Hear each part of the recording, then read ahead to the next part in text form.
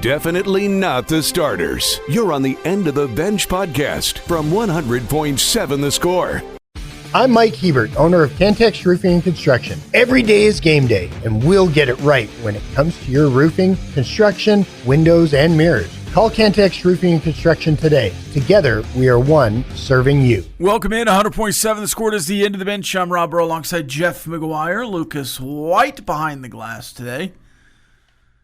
We've got a show for you today. I tell you what, we've got Jock Peterson hitting bombs.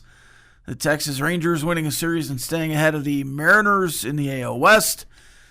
Careening toward a series with the Astros, but first you got to play the Tampa Bay Rays. So a couple of good American League teams on the horizon here for the Rangers in the next couple of series. And we'll have NFL training camps. Everyone's going to be at training camp by the end of today. But Jeff, as I welcome you in here in the First United Bank studio, and we can also welcome in all the friendly faces out in Radioland on the Visual Edge IT hotline 806-771-0973, the 8th Flooring Center chat line. Did you see Dak Prescott's T-shirt as he entered training camp yesterday? Oh, God. I didn't. Hang on. I will... So they're getting to the hotel. Dak Prescott has on a T-shirt. Knows. Sends a message with the choice words for, oh boy. Hang on. Yeah, look at that It's T-shirt. covered there. Oh, they're hiding it from you? Well, no, he's got his arm across the front of it. Yeah. Let me... It's a Dallas Cowboys T-shirt. Let's do... A little bit of a throwback. Sure. No, I'm looking. Okay. Anytime, let's go past 24 hours. Dak Prescott. Champion shirt? Really? Super Bowl 30. The last time they were in the Super Bowl. Now, we've heard... Okay. We've heard the coach. How about the let's get to the NFC Championship game first, huh, Chief? Before you start wearing there's an vintage shirts. There's an expectation amongst the Cowboys, at least. They're not shying away from it this year, that they want to go to the Super Bowl. That's just not something you've had around Dallas in a while. Not in the building. Not publicly like this. The last time you had a Dallas player say they wanted to go to the Super Bowl was when DeMarcus Lawrence left to the Seahawks and said, I'm going to the Seahawks because we can make the Super Bowl there. Can I interest you in a Jerry Jones soundbite? Beyond Jerry Jones. Okay. But even Jerry Jones in the last couple of years hasn't been like, oh, yeah, we're going to the Super Bowl, baby. He's talked about wanting the glory hole and all that stuff. But if you're talking about... I was associated that with the same thing. Players, who knew? Players and coaches have not been talking like this. Listen, there's signs. There's reasons for optimism for Cowboys. The offense should be phenomenal. It should be, assuming that you don't have an injury to one of your four players. Yeah. Specifically Dak in the quarterback position. Yes.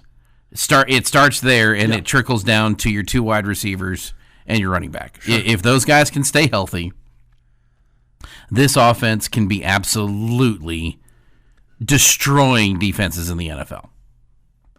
However, the defense is supposed to be much improved from last year. It would hard to not be for how bad they were last year. Are they going to be enough improved? We've seen firsthand in West Texas what happens when you've got an offense that can score 70 and a defense that can't stop somebody from scoring 77. Yeah, the Cowboys were legitimately the 2016 Red Raiders last year.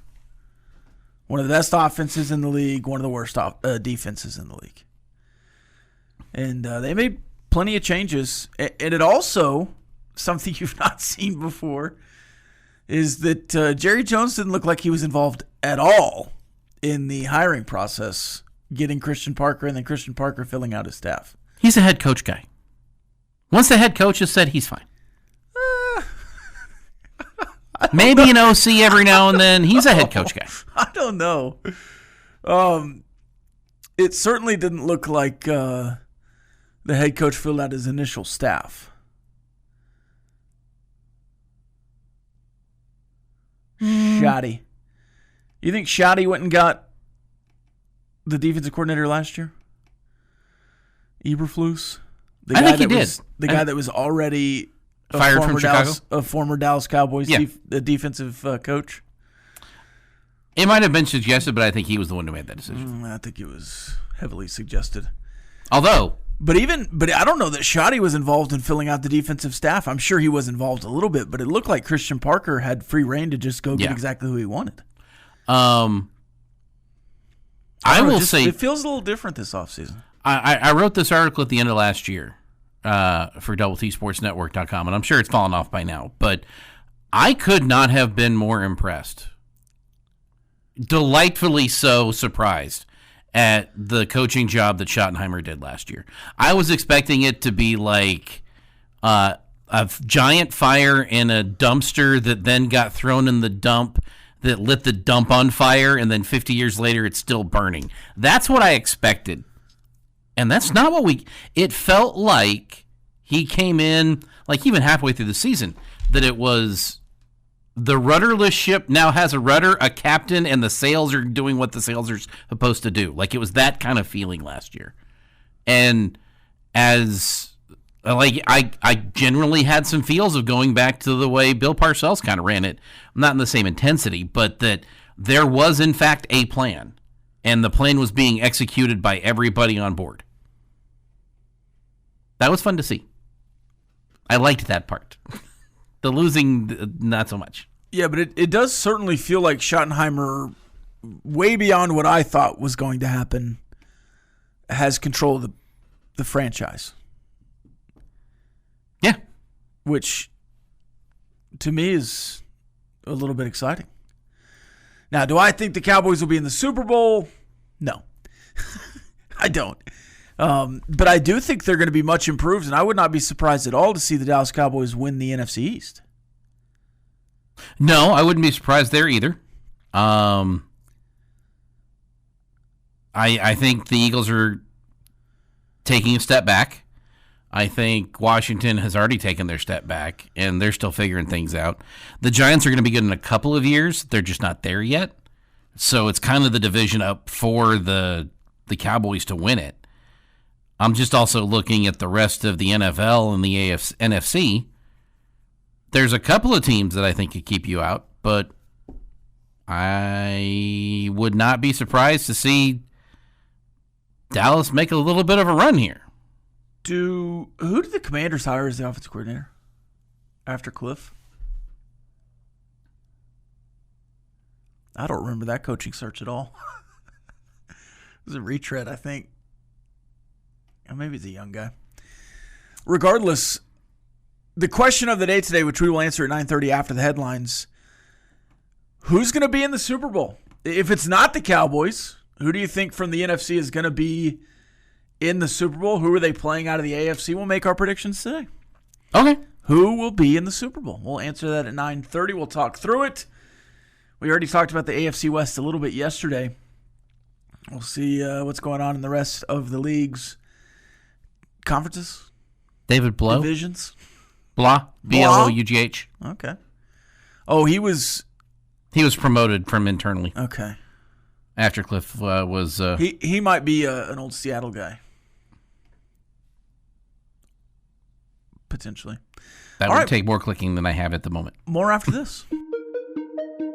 Playing time is not required. This is the End of the Bench podcast from 100.7 The Score. Welcome back. 100.7 The Score is the End of the Bench. This texter says, "Did I just hear 6-11 isn't a bad record? Not when you've been winning 3 games a year." And Chuck went 5-4 as a starter. Yeah, I mean everything that was going on last year with the Saints to get to 6-11, to have all the quarterbacks that played, and Chuck was obviously the best quarterback the Saints had last year. In a normal world of NFL football, 6-11 is a bad record. For the Saints last year, I think that was an improvement with the first-year head coach and everything else that was going on. 6-11 was something to build on. How about that? More so than a good record, a building block. Maybe it was laid for the Saints last year. Though I don't love Kellen Moore's offense, and I've said that before. I sure didn't. Yeah. No. Well. Yeah. Not at all. He was even worse there. He was. But I didn't hate it in Dallas. I did. I didn't hate it. It in was Dallas. so empty. In L.A., it was bad. Yeah. I mean, they put up stats, yes, but it was not an offense built to win. It was an offense built to move the ball inside the 20s, outside the 20s, whatever you want to say. From 20 to 20, they were really good. Yes. He had a lot of the Linehan, it's 3rd and 14. Let's run the all stops at the 14 yards from the line of scrimmage. There was a lot of that, yes. All right, let's check the count here, Lucas. Oh, yeah. Your daily look at what's happening in the world of sports, birthdays, and holidays. Let's check the calendar. It is National Milk Chocolate Day. Wonderful. The best of the chocolates. A lot of days that we probably won't be celebrating here. National Soccer Day. Probably not celebrating that one either, but yay, World Cup. It was fun. National Water Park Day. What's your favorite part of a water park? Do you go to the slides? Do you go to the wave pool? Okay, when I was growing up, we had Water World right next to Astro World. We would get season passes to both. There was nothing at either park I didn't thoroughly enjoy. Yeah. We used to go to Schlitterbahn. The wave pool was a blast when they would really, because there would be times it was just a wave, and then there was like, okay, tidal wave pool time, and that was a blast. The lazy river, just floating around and relaxing, was fun. That was my favorite part. The slides, we had the Edge growing up, which was this, like, I want to say it was a 10-story drop. It might not have been. Felt like it. It was a blast. Sign me up. Then there was the wave slides, and those were like, it was the wavy slides, and those were fun. There's nothing at either park I didn't enjoy. The sprinkler pools, you guys have those at Schlitterbahn, where it was like a mushroom that would like rain, and then they had the spring, and you just kind of walk through. Yeah, those were phenomenal. And anything in the summer you can do to cool off, especially in Houston, was awesome. 10 out of 10, 5 stars. We'll go again anytime given the chance. And now it's a parking lot. Oh.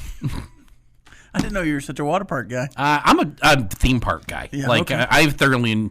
If Six Flags was closer, I would have a season pass. Yeah. We went to Six Flags probably every year for 5 or 6 years in a row, just for different things.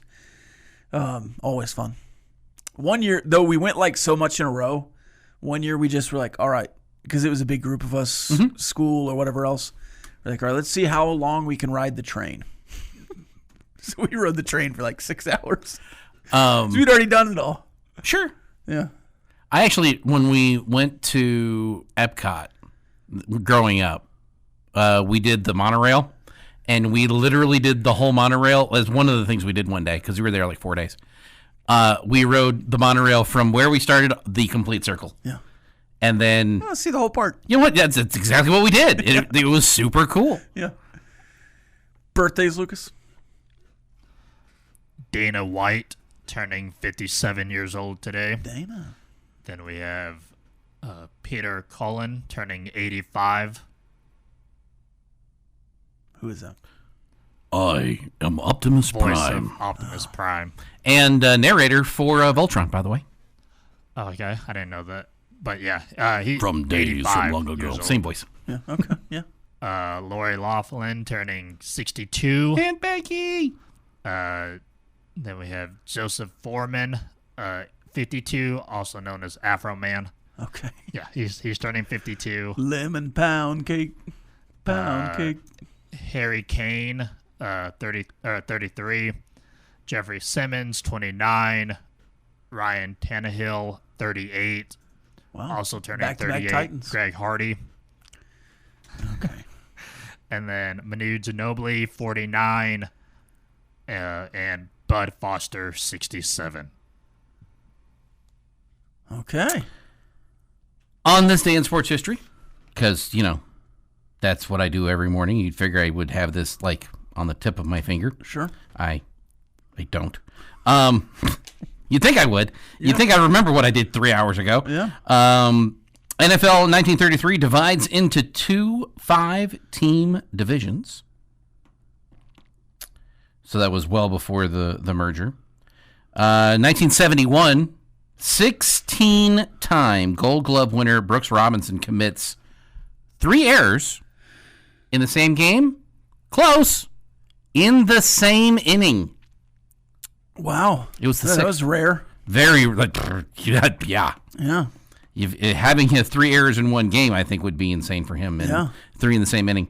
Dave Kingman in 1979 becomes the 6th player to have a second 3-homer game. Fast forwarding to 1991, El Presidente.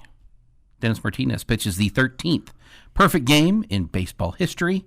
And on this day in 2025, Josh Young hit his 10th solo home run of the season for the Texas Rangers in a game against the Los Angeles Angels. He hits a lot of those. Against the Angels? Solo home runs. Oh, well, yeah. Gotta get guys on base in front of you. Gotta get him on base.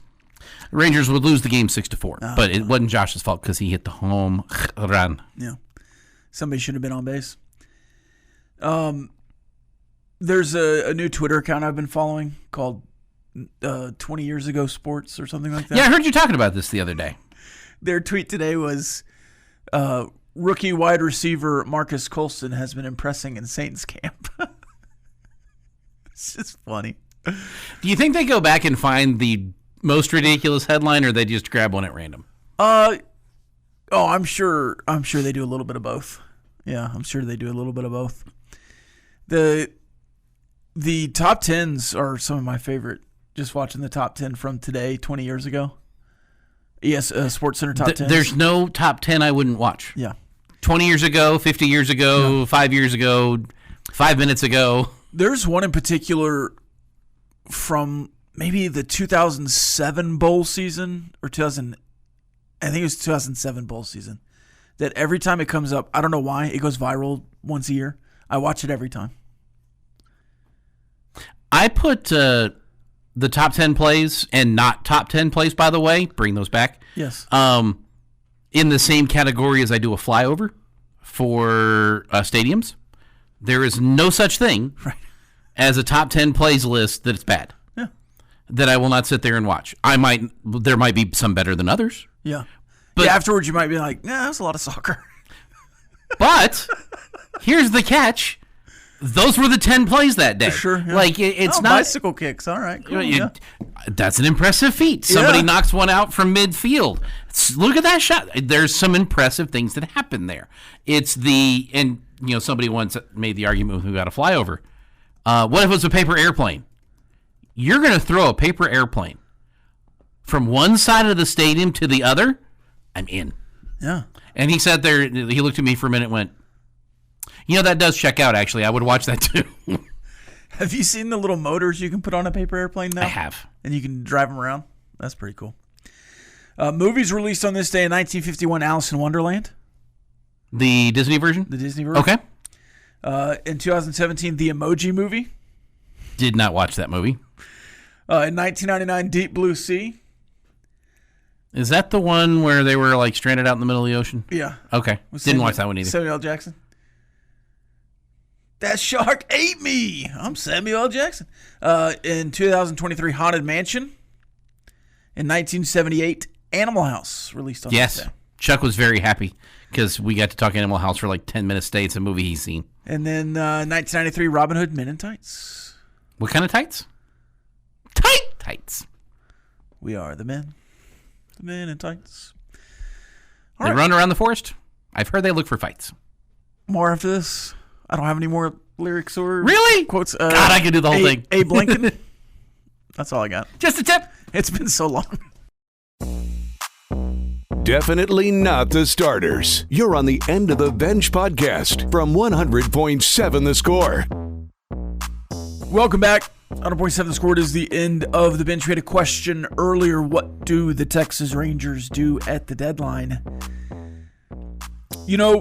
With Jack Leiter being out, you need a starting pitcher. I Is he think done for the year? He's not done for the year. well for a big stretch more. I think he could be back in like late August, September. Okay. So I thought he was back faster than that. Okay. I don't believe so. Even if so, Cal Quantrill Not the answer. for 2 months, 3 months is just.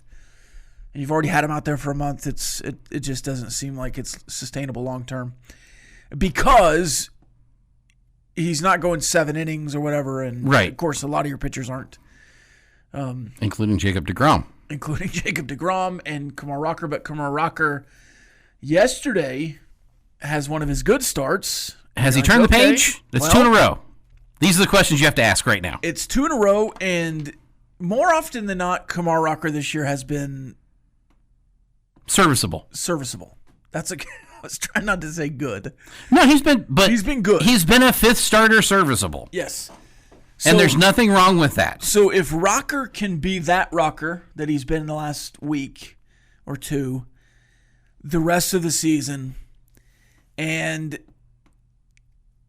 if Jordan Montgomery can debut this weekend against the Astros, is that your deadline starter piece?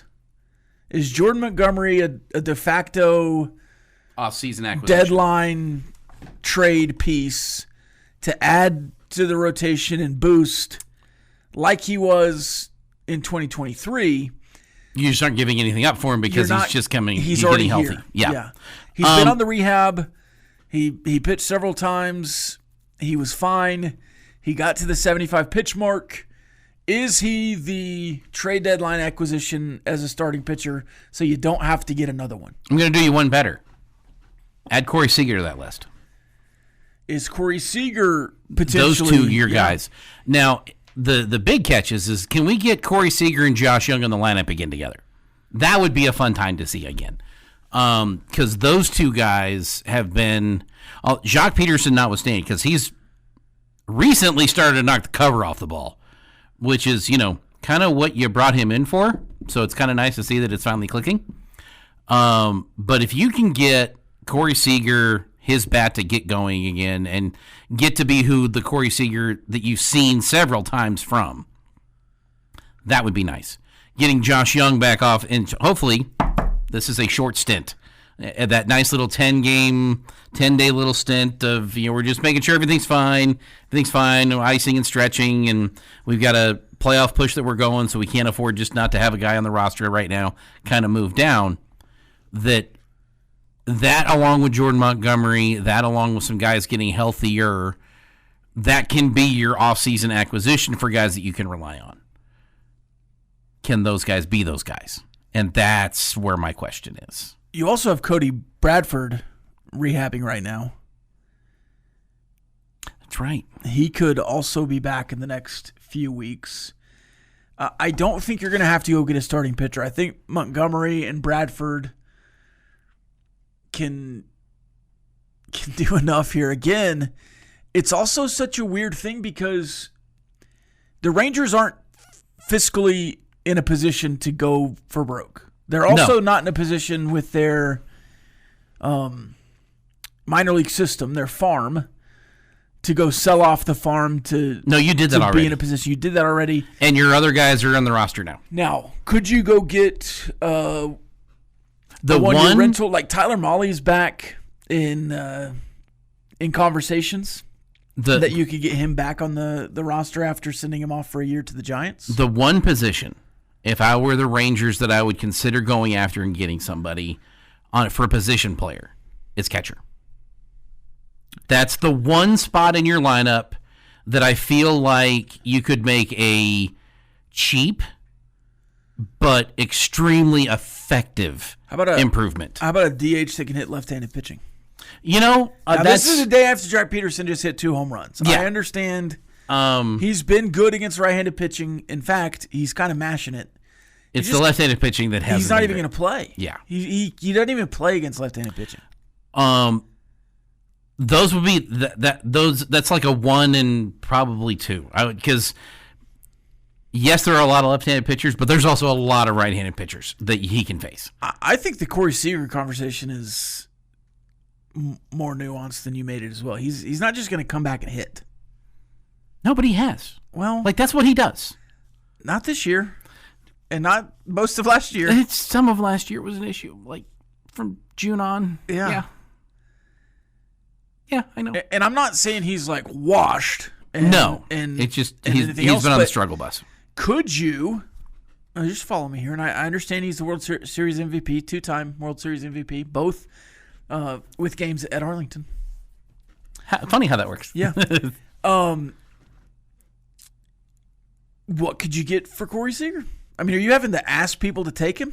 Because you're certainly selling low right now and has a massive contract the rest of the way. I mean, I would consider it an albatross at this point.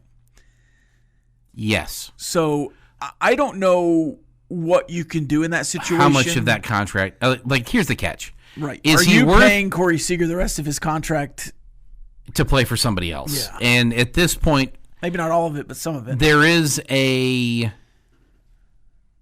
an element of this, the MVP World Series MVP, captain of the team, that he is a leader in the clubhouse when he's there. Is he? It's a different style than what you may want, but yeah. I think there's a lot that Josh takes from him, and Josh is a cornerstone of your organization, or at least I hope he is.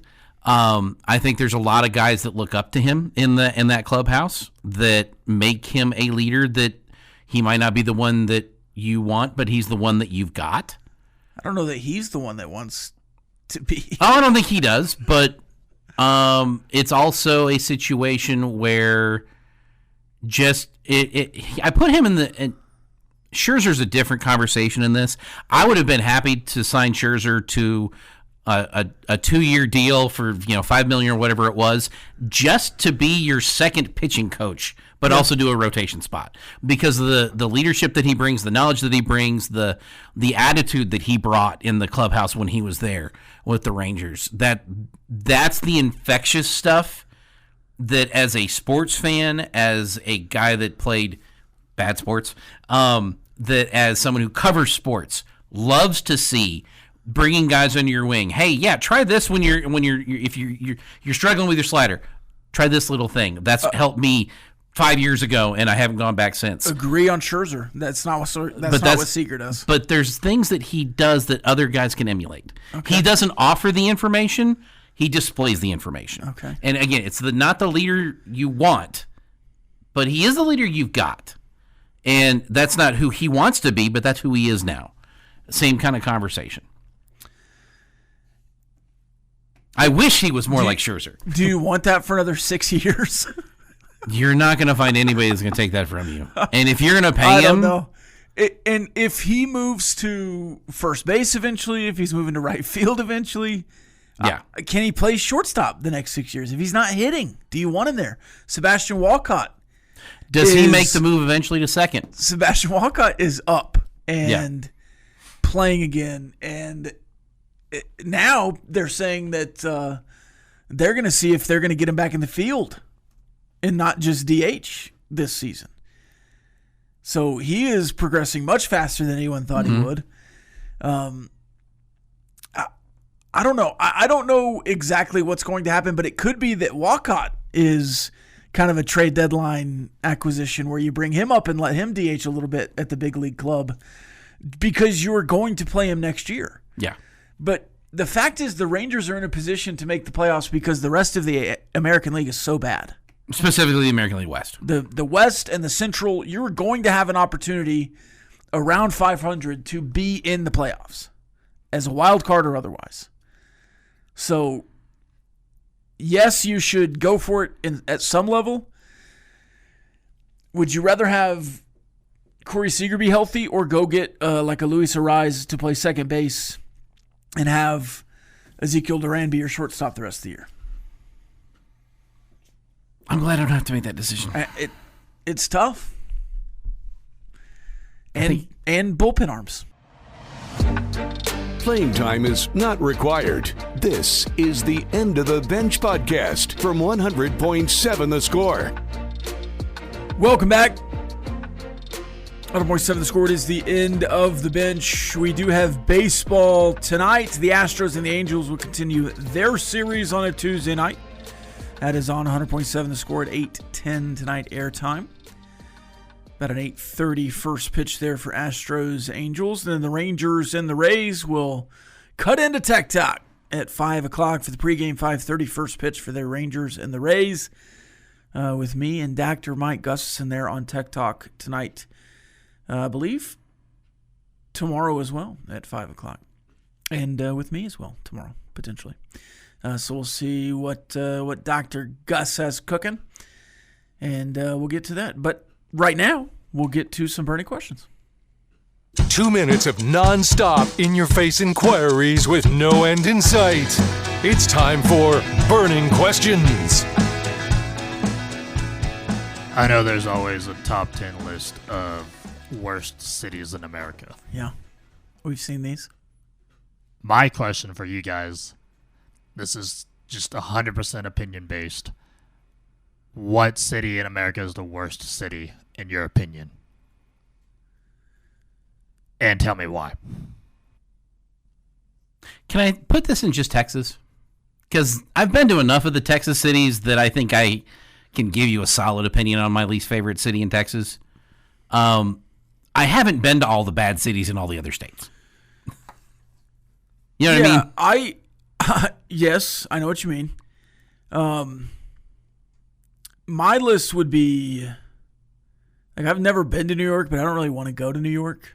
It just does not seem like something that I would be into.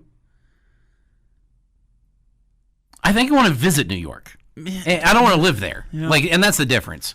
Like, I can find things in Chicago and in Detroit. And I really enjoyed going to Chicago. I would like to go back. I would live in Chicago.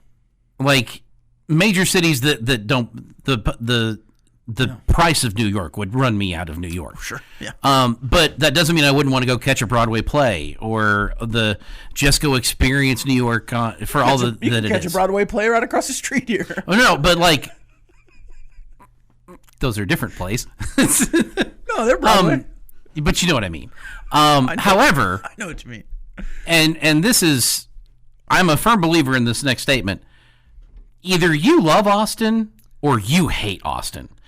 I have never had a good experience driving, let alone being in Austin.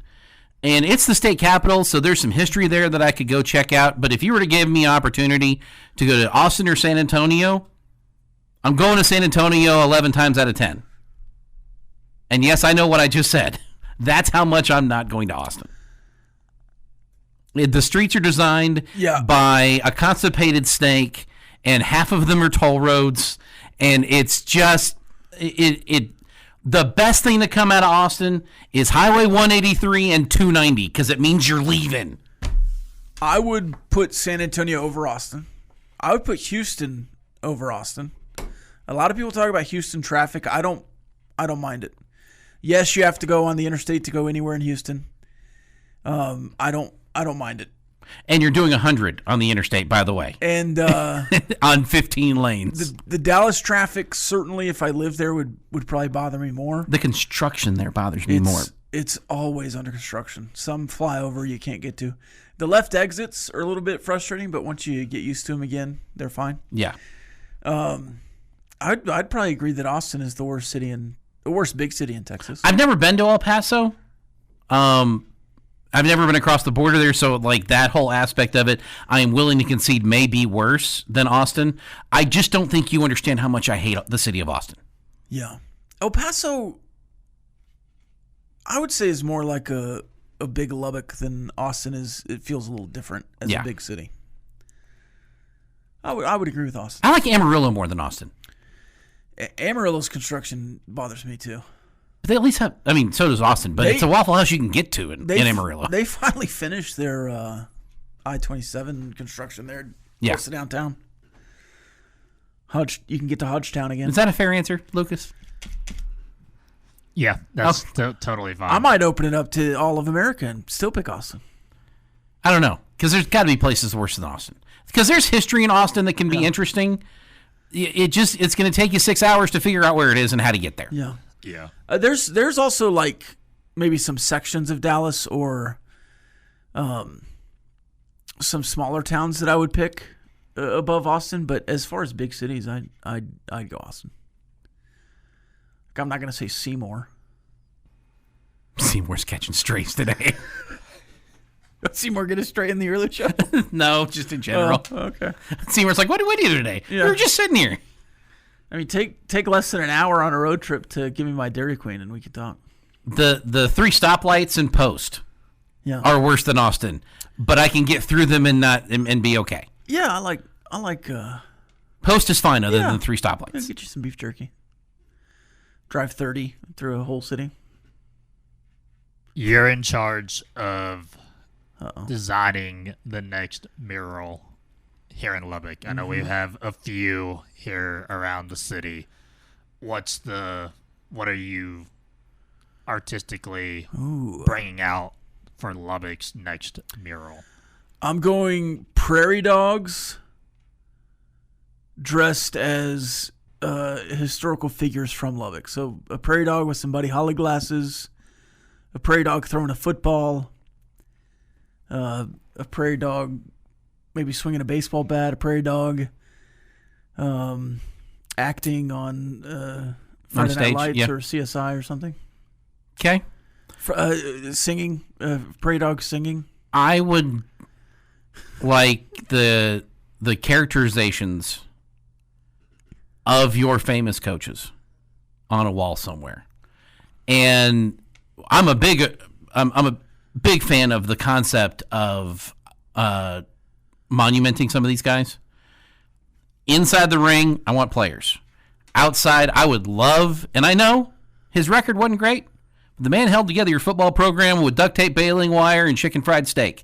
And if you're going to tell me that I get an opportunity to get Spike Dykes welcoming you into Texas Tech, holding a plate of chicken fried steak, because somehow for me those two things go together like peas and carrots. Yeah. That just is something that I think would be cool to see. How about a Mount Rushmore? But I don't want it limited to 4. Oh, okay. Because I want You're to. going across all sports. I want across all sports. Bob Let's Knight. go get it. Yeah. Let's sell Texas Tech. It's gotten better. It's gotten vastly better than when I first got here in '97, but has done a bad job of celebrating its history. You putting Chris Beard on there? Man, no, but I'd put Keenan Evans on it. Okay, there you go. Workaround. Yeah, I'd put that era. I would put Matt Mooney and Norrance Tariq Owens and Norrance and all those guys. Yeah, Jarrett Culver. Put the team. Yeah, Put the 2 teams on there that went to the Elite Eights and national championship we can game. celebrate our history without him. Yeah, so that's how I'd go. But I don't want like this is how I kind of want the stylized version of them drawn up so that we look at it and go, we know who we're talking about, but it's not like I don't want to say professional because these guys are professionals that do this, but it doesn't need to be 100% accurate. Yeah, let's have some fun with this. Would you centralize it in Lubbock, or where would you put the mural? Closer to campus? I would have it like on the underpass at University and Marcia Sharp. I would make all of that the mural on both sides.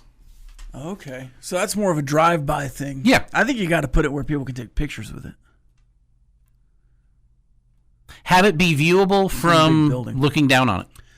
What about on those empty billboards on Raider Park across from the Jones? Those have been sold. Those are up for sale. You can put your face on them if you want to. Like that's how that works. Right. You could be. Are if they you up for sale? I'm sure they are. Everything's for. I mean, those are just giant billboards. True. Yeah. They're giant advertisers. Yeah. I just don't.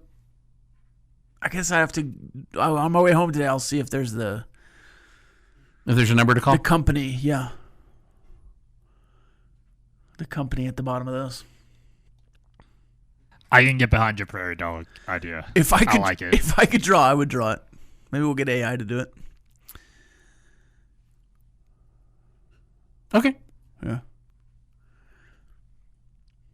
All right.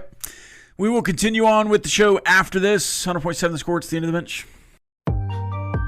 Playing time is not required. This is the End of the Bench podcast from 100.7 The Score.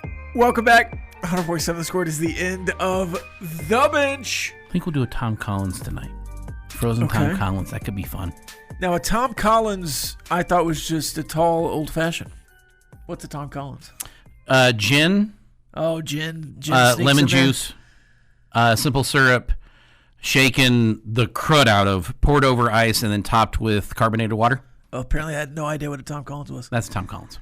Can you blend carbonation? That's what I'm trying to like. I might pour the carbonation on it after it's been blended. Like not use as much ice, have it be really thick. Yeah. Pour the carbonation into the blender and then pour that into the drink after a quick stir, not spin. I stir. have never had gin. Really? Never once. I like a dry gin as opposed to a floral gin. More London dry is the direction I go. Not in the juniper berries? No, more juniper berries, less. The only way I can describe this that makes any sense, less lavender. Like there's some really exotic gins that put like 6 or 7 different flavors. Let me just get the juniper berry. It's fine. Never had it. Also, don't understand what dry means because it's liquid. When you drink it. No, this is a solid question. It's not dry as in dry wet. It's dry for like what a your dry mouth. wine. It makes how your mouth feels afterwards. Like if it feels like it sucks the moisture out of your mouth, it's a dry liquor. Usually that goes sweet dry is where that goes. That's kind of how that kind of ranges. I just drink. I got really into wet beer making cocktails. COVID time. Yeah. Because I was like, I can use this time and learn how these like the classic cocktails. Yeah. And I don't have the plethora of all the tools, but I think I've got a bottle of all the main ingredients in my house right now. I make cocktails like I cook. That sounds good. Yeah. I don't follow recipes. It was more of that I wanted to know the recipe. Like I wanted to know what a Manhattan was. I'd heard about an old fashioned forever. I didn't know what it was. Yeah. Once I tried it, I went to some of my bartender friends and went, I hate you right now. And they're like, what did I do? It's like, you know how much I enjoy whiskey. You never told me to try an old fashioned before. You never just poured one and said, hey, try this double. You may really love this thing. Yeah. I was very mad at them. I thought we were friends. This texter says they put their thermometer on 71 when they leave and 66 at night. So it's at 66 when they're at home at night, and when they leave for work, they kick it up to 71. 66? That's more insane to me than 78. My house growing up might have been at 68. My mom was like the reverse of Lucas, wanted it ice cold. No. Which is why every couch and every chair had a blanket on it for everybody else growing up. But yeah. I'll have my apartment at 75 with the fan on, and then I pretty much have a sheet. Yeah. Instead of a blanket that I go to. I've got a really light blanket that I absolutely love. This blanket. It's like the perfect like snuggle blanket. Like you're not needing to keep warm. Yeah. You just want a blanket. It's not a Snuggie. Don't get me. It's a throw blanket, but it is like the perfect thickness. I don't know how they did it. It's a blanket I've had since high school. Oh. And it shows the wear and tear of being that old, but it is so awesome. I love that blanket. 66 is crazy. Listen, if you guys were coming over, and I told you you guys during the break, if you guys were coming over, it wouldn't be 78 when you got there. It'd be 75 or 74. I will torture myself. I'm not going to torture other people. It wouldn't be torture for Lucas. Everything, all of this is torture for Lucas. Lucas would ask, the show is torture for Lucas. He would ask you to leave it at 78. He might ask you to bump it up a couple degrees. I would tell him to go stand outside for 5 minutes. It'll be fine. Old Razzle Dazzle says, wet beer is this nation's backbone. Yeah, just give me a wet beer. I'm fine. I don't need all the other stuff. Did you see the massive brawl at Steelers practice yesterday, Steelers training camp? Already? Day one. It's day one. Day one. The offense and defense. Mike McCarthy, what are you doing? Oh, what a surprise. There's no discipline in Mike McCarthy's There's no control over Mike McCarthy team. It's day one. How crazy is that? How are we not just all still kumbaya at this point? I mean, it's just unbelievable. And these are helmets and shells, right? That's all they're in. They're not in full pads yet. Yeah, right. Yeah. They're already killing each other. Yeah. Wow. Yeah. Well, did they say what started the fight? No, I just see the fight. Yes. I just see the fight. Didn't even see who it was. Like, we're 2 weeks away from fight season for football. What are we doing? We need the joint practices for the fights. I'll be honest, I forgot it was even Mike McCarthy till you said something. I was just making fun of the Steelers, and then we got to double dip and make fun of my least favorite head coach. Oh, wow. Hang on. Least favorite Dallas Cowboy head coach. The complete unsuccess of Dave Campo might be higher for me. Well, my least favorite head coaches are basically the last guy that didn't work. Okay. Because it would have been Chan Gailey, then it would have been Dave Campo, or whichever one came first. I don't remember. I had such low and then by the end, it was Jason Garrett for sure. And then I just never liked Mike McCarthy. I didn't want to hire him. I never believed in him. I didn't think he was good. Everyone was telling me, well, we won 12 games 2 years in a row. I don't care. Then Zeke Elliott snapped the ball at center. Yes. Stupidest play I've ever seen. I mean, to just completely wilt 3 years in a row in the playoffs, I don't care if you're winning regular season games. I want to win in the playoffs, and Mike McCarthy can't do that. And I don't care that there were 15 audibles ready to go for that. Yeah, Aaron Rodgers has a Super Bowl championship from 2012. Mike McCarthy hadn't done anything since. And he lied to get the job.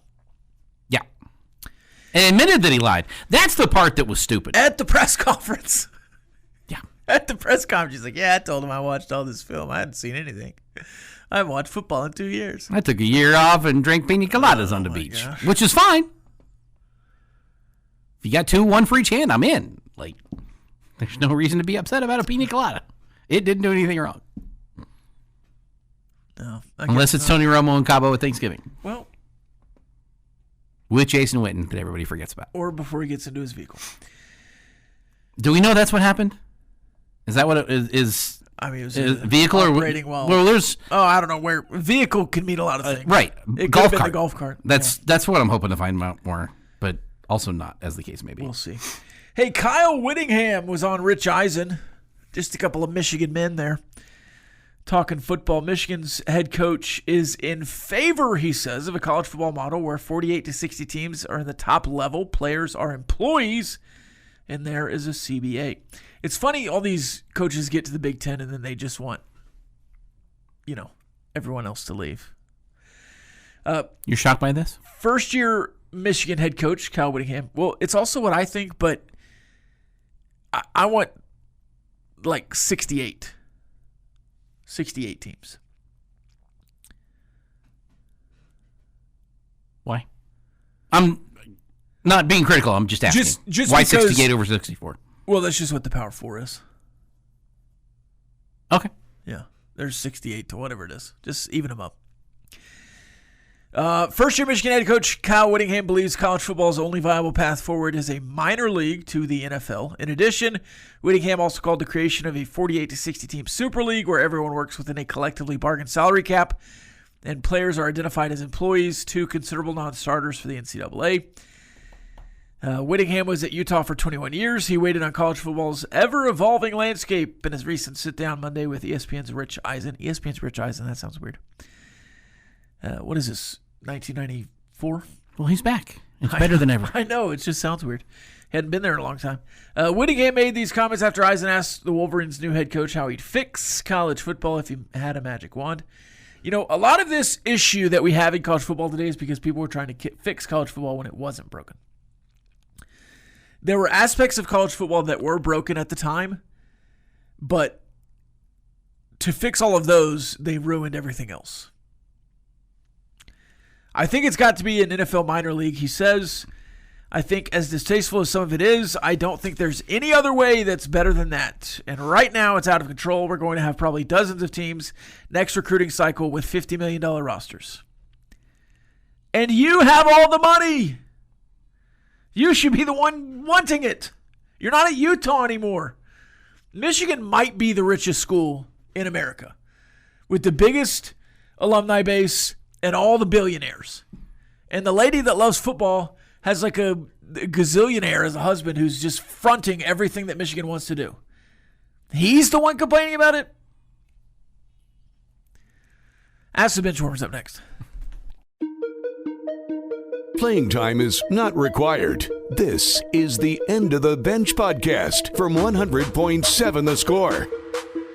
Welcome back. 100.7 The Score is the End of the Bench. One final segment left with you today. It is time for Ask the Benchwarmers. Get your questions in on the Yates Flooring Center chat line. You can find it on the apps. Brought to you by Happy State Bank or on the website doubleTSportsNetwork.com. You can chat away 24/7. We'll find your text later. Of course, you can chat the shows on the Score with the Score app or the website, or the Double T shows with the Double T app or the website. You can also find us on YouTube, youtube.com/Double T Sports Network, and stream us on Fox 34 News now. How long before you think we have to get like a Discord? We could get a Discord today. We could, but I don't know that we need one today. No. Like, what will we put on Discord that isn't on any number of our sites? I am in a Discord. I'm not. You're in one, you don't partake in one. Every 5 days, I'll get in there and be like, "Oh, this was funny," and then leave again. No, that's fair. And sometimes I'll go in there, drop a bomb, and then just leave, and then people will be like, "Why'd you leave?" I don't know. Why was I there to begin with? I don't know. You can follow us on Facebook, Twitter, Instagram, TikTok, all kinds of places. The Texas Tech football team about to start practices next. We are 7 days away from media day, 8 days away from practice starting. Correct. NFL training camps getting going. Yeah. If there was like a game you have in your mind that you're really looking forward to, NFL, college football, like obviously the first one, right? I'm excited to watch TCU North Carolina because it's the first game of the year. Okay. 11 a.m. Saturday afternoon. I think it's Saturday. Yeah, Saturday afternoon in Dublin. It's the Dublin game this year. Is there any game you're like, oh yeah, that signifies the beginning of football season for me? That you're just like, the beginning of football season, ready for that game. I am more of a pro fan than I am a college fan for sure. I love the Red Raiders. My college football season starts and ends with the Red Raiders. Yeah. On both ends. So the first game of the Red Raider football season is the first game of college football season for me. The NFL, it's like opening night is fun. Wednesday night. It is a little weird this year. Wednesday night. Opening night is always fun. First Cowboys game is always fun. Really, oddly enough, the first 11 o'clock kick on the opening weekend. Like, that's the get up, you've had breakfast, you've had coffee, the dog's been out, kick the TV on, we get back into the rotation of watching football on Sundays. Like, there's an element of that's fun. It's usually also with the Cowboys, I seem like have been on that slot a lot. So it's kind of a 2-for-1. It's back to at the opening of Jerry World, it seemed like week 1, Sunday night was where they were. Yeah. Giants Cowboys. Again this year, first Sunday night football of the year, Giants Cowboys. To answer this question a different way, and this is a parallel from what I asked the guys this morning on the morning drive, a game that doesn't involve my teams that I want to know the outcome of.